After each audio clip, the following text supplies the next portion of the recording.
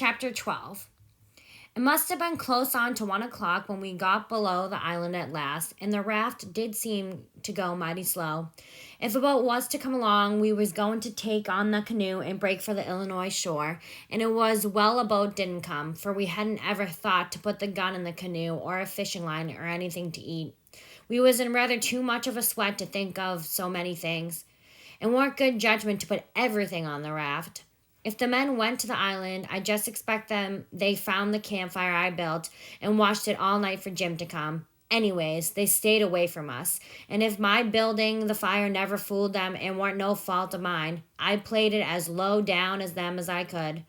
When the first streak of day began to show, we tied up to a towhead in a big bend on the Illinois side and hacked off cottonwood branches with the hatchet and covered up the raft with them so she looked like there had been a cave in the bank there. A towhead is a sandbar that has cottonwoods on it as thick as harrow teeth. We had mounds on the Missouri shore and heavy timber on the Illinois side, and the channel was down the Missouri shore at that place, so we weren't afraid of anybody running across us. We laid there all day and watched the rafts and steamboats spin down the Missouri shore, and upbound steamboats fight the big river in the middle. I told Jim all about the time I had jabbering with that woman, and Jim said she was a smart one, and if she was to start after us herself, she wouldn't sit down and watch a campfire. No, sir, she'd fetch a dog. Well, then, I said, why couldn't she tell her husband to fetch a dog? Jim said he bet she did think of it by the time the men was ready to start, and he believed they must have gone uptown to get a dog, and so they lost all that time, or else we wouldn't be here on a towhead 16 or 17 mile below the village. No, indeedy. We would be in that same old town again. So I said I didn't care what was the reason. They didn't get us as long as they didn't. When it was beginning to come on dark, we poked our heads out of the cottonwood thicket and looked up and down across nothing in sight. So Jim took up some of the top planks of the raft and built a snug wigwam to get under in blazing weather and rainy, and to keep the things dry. Jim made a floor for the wigwam and raised it at a foot or more above the level of the raft, so now the blankets and all the traps was out of reach of steamboat waves. Right in the middle of the wigwam, we made a layer of dirt about 5 or 6 inches deep with a frame around it for it to hold it to its place. This was to build a fire on in sloppy weather or chilly. The wigwam would keep it from being seen. We made an extra steering oar too, because one of the others might get broke or on a snag or something. We fixed up a short forked stick to hang the old lantern on, because we must always light the lantern whenever we see a steamboat coming downstream to keep from getting run over. But we wouldn't have to light it for upstream boats unless we see was in what they call a crossing, for the river was pretty high yet, very low banks being still a little underwater, so upbound boats didn't always run the channel, but hunted easy water. This second night, we run between 7 and 8 hours with a current that was making over 4 miles an hour. We catched fish and talked, and we took a swim now and then to keep off sleepiness. It was kind of solemn drifting down the big, still river, laying on our backs, looking up at the stars, and we didn't ever feel like talking loud, and it weren't often that we laughed, only a little kind of a low chuckle. We had mighty good weather as a general thing, and nothing ever happened to us at all, that night, for the next, nor the next. Every night we passed towns, some of them away up on a black hillsides, nothing but just a shiny bed of lights, not a house could you see. The 5th night we passed St. Louis, and it was like the whole world lit up. In St. Petersburg, they used to say there was 20 or 30,000 people in St. Louis, but I never believed it till I see that wonderful spread of lights at 2 o'clock that still night. There weren't a sound there. Everybody was asleep. Every night now I used to slip ashore towards 10 o'clock at some little village and buy 10 or 15 cents worth of meal or bacon or other stuff to eat. And sometimes I lifted a chicken that weren't roosted comfortable and took 'em along. Pap always said, take a chicken when you get a chance, because if you don't want him yourself, you can easy find somebody that does, and a good deed ain't ever forgot. I never see Pap when he didn't want the chicken himself, but that is what he used to say anyway. Mornings before daylight, I slipped into cornfields and borrowed a watermelon or a mushmelon or a pumpkin or some new corn or things of that kind. Pap always said it weren't no harm to borrow things if you was meaning to pay them back sometime. But the widow said it weren't anything but a soft name for stealing, and no decent body would do it. Jim said he reckoned the widow was partly right and Pap was partly right. So the best way would be for us to pick out 2 or 3 things from the list and say we wouldn't borrow them anymore.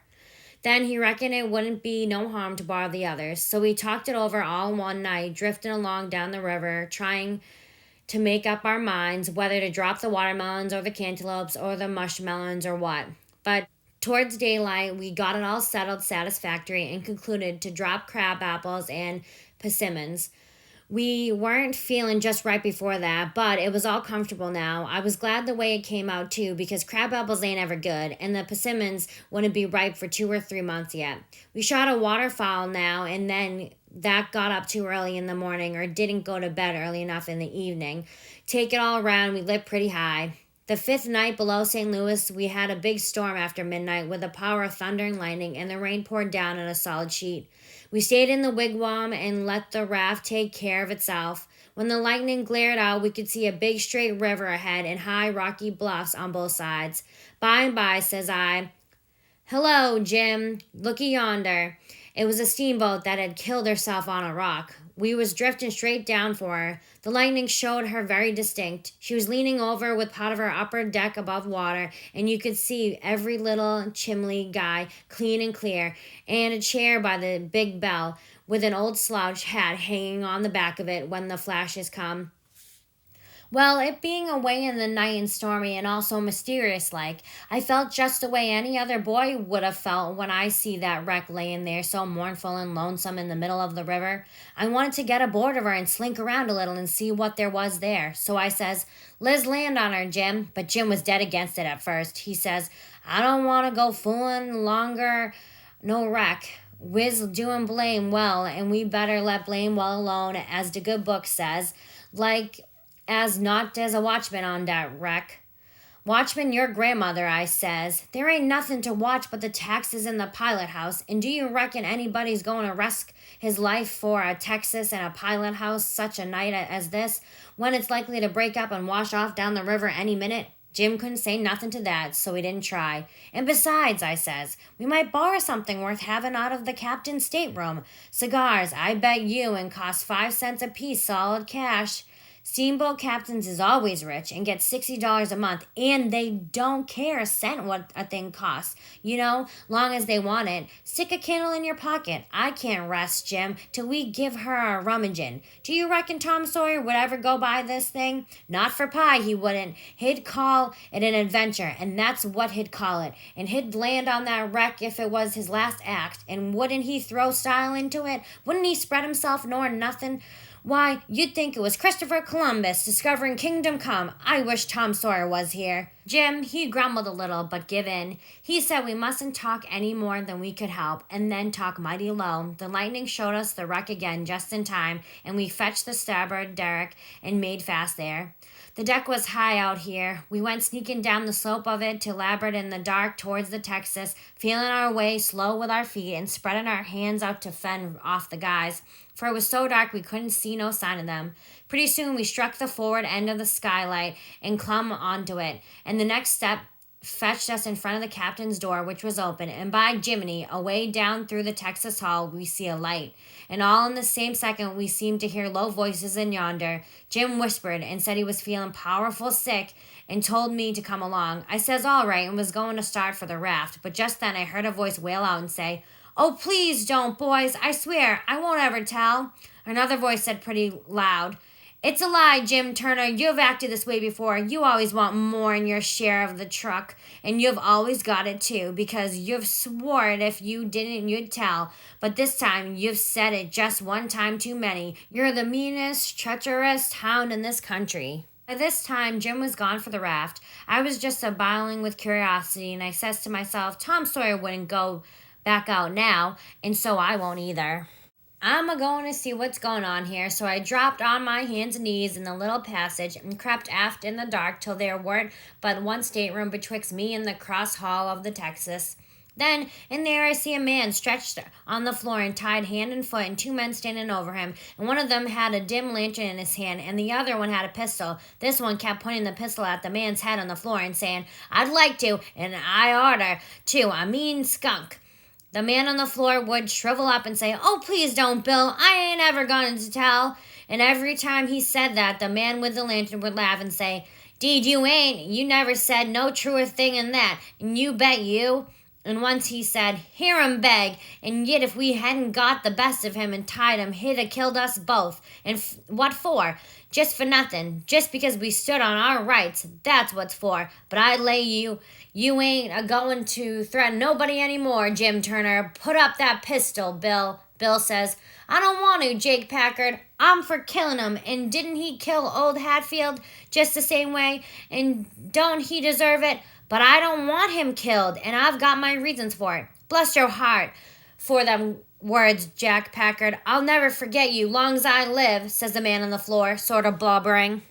Packard didn't take no notice for that, but hung up his lantern on the nail and started towards where I was there in the dark and motioned Bill to come. I crawfished as fast as I could, about 2 yards, but the boat slanted so that I couldn't make a very good time. So to keep from getting run over and catched, I crawled into a stateroom on the upper side. The man came a-pawing along in the dark, and when Packard got into my stateroom, he says, "Here, come in here."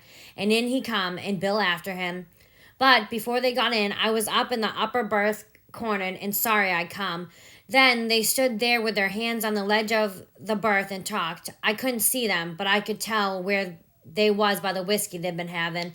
I was glad I didn't drink whiskey, but it wouldn't made much difference anyway, because most of the time they couldn't have treated me because I didn't breathe. I was too scared. And besides, a body couldn't breathe and hear such talk. They talked low and earnest. Bill wanted to kill Turner. He said he'll tell, and he will. If we was to give both our shares to him now, it wouldn't make no difference after the row in the way we've served him. Sure as you're born, he'll turn state's evidence now, you hear me? I'm for putting him out of his troubles."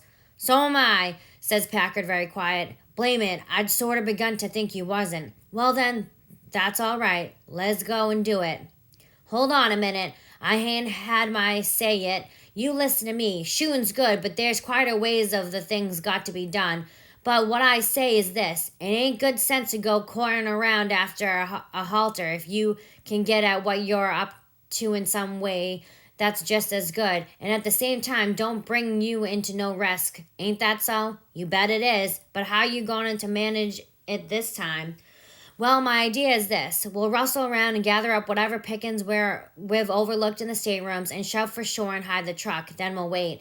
Now, I say it ain't a-going to be more'n 2 hours before this wreck breaks up and washes off down the river. See? He'll be drowned and won't have nobody to blame for it but his own self.